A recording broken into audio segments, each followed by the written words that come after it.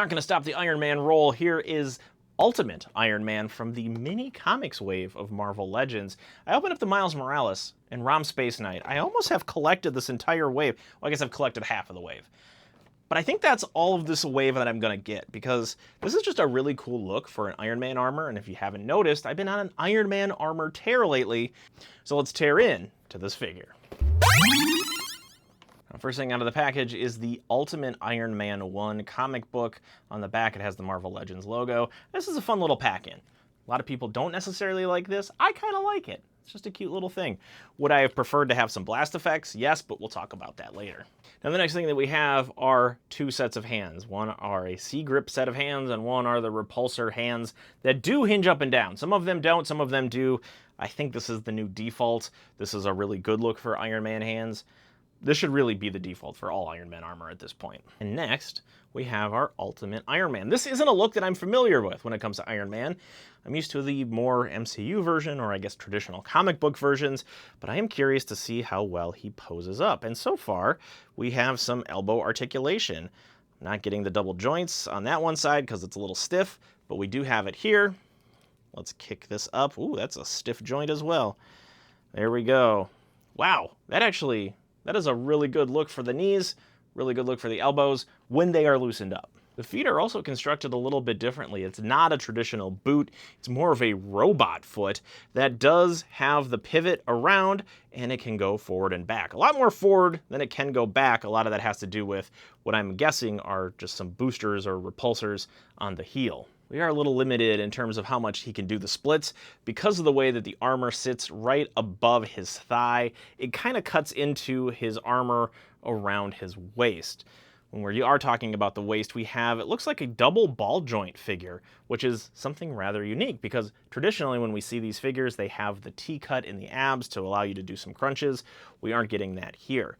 The shoulder armor is attached around the ball peg so it can move with the arm, and then the head, well, doesn't have a whole lot of range of motion up. You know, it just kind of swivels left and right. That is what this does best. But a couple things that I see immediately that aren't the way that I would hope they are right out of the package. One, on this knee, the paint is already scuffed, and you saw me open it on screen here. This has not been played with whatsoever. This is just a factory defect of the paint. When we are talking about the paint, the arc reactor in the middle is a nice sky blue, but I wouldn't say that it is like a glowing sky blue. It just looks like some nice blue paint. To have a more faded look where it would be like a white center that would then fan out into the blue, I think would make it just glow a little better. I'm not asking for a figure that has a glowing chest, but maybe simulate that effect a little better with the paint when we are applying it. Everything else though looks rather good. The metallic gray on the armor, looking at it close, does have a nice metallic sheen to it. I'm not sure if that comes across on the camera all that well, but it does have this quality to it that makes it look a little more metallic than it does plastic. Let me get some time with this figure, see how I like it, what I like, what I don't like, what I would have changed. We've gone over a few initial impressions, but with some extra time, I'm gonna have a little better idea of what this does well, and we'll get right back to you.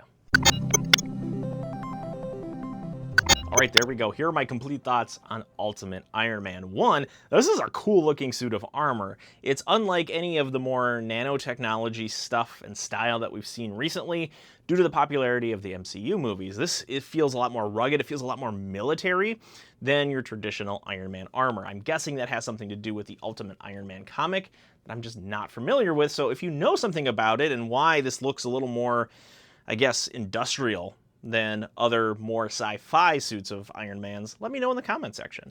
What I also like is that it feels like a different Iron Man character because we are working mostly with gunmetal or metallics, but having that very familiar, very memorable or remarkable red and gold paint just to make sure that you know this is Iron Man is a cool feature. Again, I'm guessing this goes back to the Iron Man comics that this is from that I'm just not familiar with. It's got this double ball joint waist and torso. I think that's a different thing. It feels a little stiff, it feels a little sticky, so maybe as I loosen this up, the more that I play with it, the better it'll pose, but for now, it's just a novel thing. We don't get that T-cut into the plastic that we're used to, so it just poses a little differently than what I'm familiar with, which I kind of like. It's something unique, it's something novel. What I don't like about this figure is that we come with a lot of hands, but we don't have the blast effects. Now, if you are a collector of Iron Man figures, I'm guessing you have probably the whole rainbow of colors of Iron Man repulsor effects, but consider just being a Marvel Legends collector and getting an Iron Man without the repulsors. You can see the difference.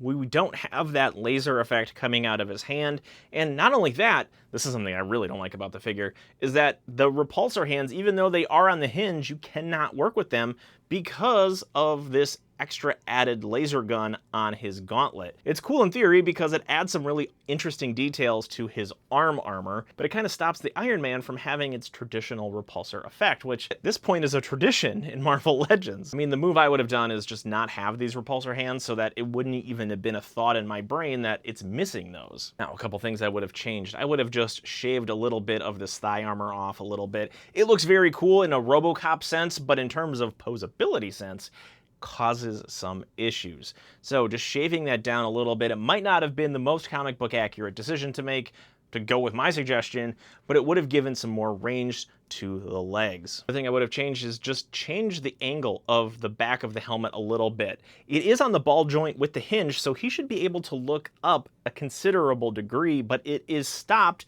because of the way that the armor collar sits on his shoulders and then the angle of his helmet. It has the ability to do what I wish every Iron Man figure was, is look straight up, because when you have a flying pose with Iron Man, having him look down just seems wrong. Because of the way that the armor is situated, designed, it's getting in its own way. It's nice that it has some C-grip hands, but I'm left wondering, what does it actually hold, or what could you hold in its arms? Now, between the ROM Space Knight that I opened, I felt like that had a lot of accessories. Miles Morales figure didn't have a lot of accessories, but it had an extreme amount of posability, one that rivaled even the Maximum Spider-Man that came out roughly around the same time. But when it comes to this Iron Man, I'm left wondering if we would have gotten rid of the extra hands and put a Build-A-Figure part, or at least, some sort of extra accessory beyond the tiny mini comic, that would have felt a little better than the hand offering that we're getting. Can I probably reuse these hands in some other figures? Sure.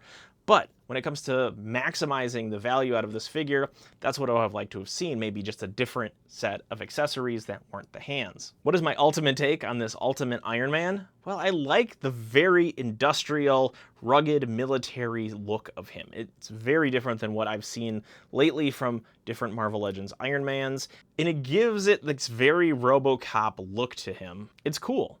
It is a very unique character, one that will look great on my wall of armor that is growing for Iron Man figures. But I wish it would have either come with some more traditional Iron Man accessories, or at least be able to accommodate them a little better from other Iron Man figures. As packaged, this figure kind of comes complete, and the hands are a nice addition, but they just don't feel like they fit what this figure was going for. Base figure like this looks really cool, just all the extra stuff, I guess except for the mini comic that I think are just kind of fun, felt like it could have just been something a little different. So I guess what I'm trying to say is that a lot of the design and cool elements of this Ultimate Iron Man get in the way of some of the finer details or some of the finer posing. But you let me know in the comment section, what do you think of this Ultimate Iron Man and this mini comics wave in general? Do you miss the Build-A-Figure parts? And if you like our discussion on this Ultimate Iron Man, I talk a lot about action figures, pop culture, collectibles, blasters. You can all find it here on the Ri-Fi channel, so hit that subscribe button to stay tuned for videos like this in the future. So that's all I know about Ultimate Iron Man. Thank you so much for watching. We'll see you next time.